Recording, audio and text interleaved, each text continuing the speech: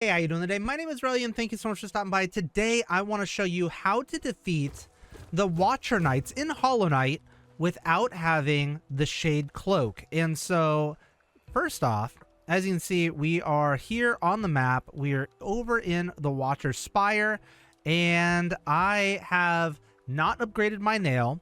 I'm going to do this without any charms other than arguably I'm cheating because I've got the Wayward Compass, the most powerful charm in the game. I probably should explain what I'm doing. Before we actually start the fight, there's a breakable wall right here where if you come up, you can smack this little piece here and that will actually take out one of the Watcher Knights for you, making this so much easier, right? Well, anyways, as you come into this fight, you can actually Dream Nail the Watcher Knights before you actually trigger the fight, and what that's going to do is it's going to let you get all of your soul. This is going to be super important because you want to be able to use your spells as much as possible. I would definitely suggest at a minimum before you get into this fight, have the Shaman Stone equipped, because what this is going to do is using your spells, you're going to deal way more damage. You're not going to be given a whole lot of time to heal, so don't plan on healing. Have Shaman Stone if you can, and if you have it, Spell Twister is also going to be super helpful. Another one that you might have is Long Nail. All of those are going to be super great and helpful. So as we come into the fight, the main thing that you want to do is be nice and close to your enemy, because if you are close, you've got a good chance of making the enemy swing on you as opposed to rolling.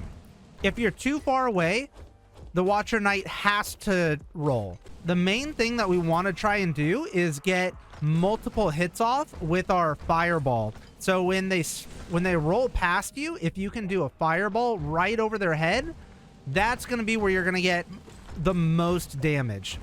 Especially because right now I have the weakest nail. I'm not going to be dealing a whole lot of damage. I'd probably suggest having at least 2 nail upgrades before you get to this fight too. It would definitely make things a lot easier.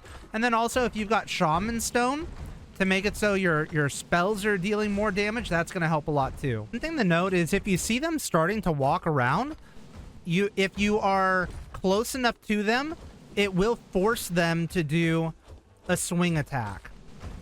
Which is one thing that's nice to know, is that you can actually kind of choose what they're going to do. If you're too far away, they have to roll.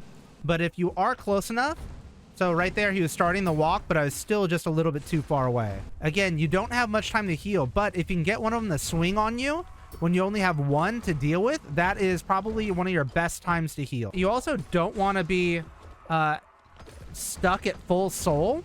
You really want to be using your spells, because anytime you're not using your soul, like if you're at full soul and you're still doing nail attacks, that just means that you're wasting soul. That could be turned into damage. So you can't do nail damage to them while they're rolling, but you can deal spell damage while they're rolling. And if you can hit both of them with your spell at the same time, you're just putting out that much more damage. Eventually you'll figure out where is the best place to be when they're rolling or when they're bouncing and so on. All right, so once one goes down, you do have a chance to heal. Unless they start rolling on you, you just got to be careful. But as long as you get that heal off, you know, what did you really lose? Nothing.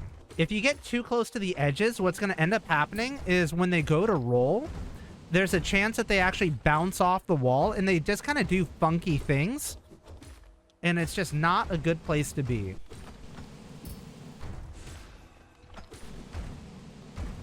When they get stuck on top of each other, that's the best, because then you can do double nail damage to them every single time. Also, remember, even if you have just one nail upgrade, you're basically doing double damage from what your basic nail does, because your basic nail deals 5 damage per nail strike. Having one upgrade to your nail, you go all the way up to 9 damage per nail strike. So it makes it a heck of a lot easier just having even just that one upgrade.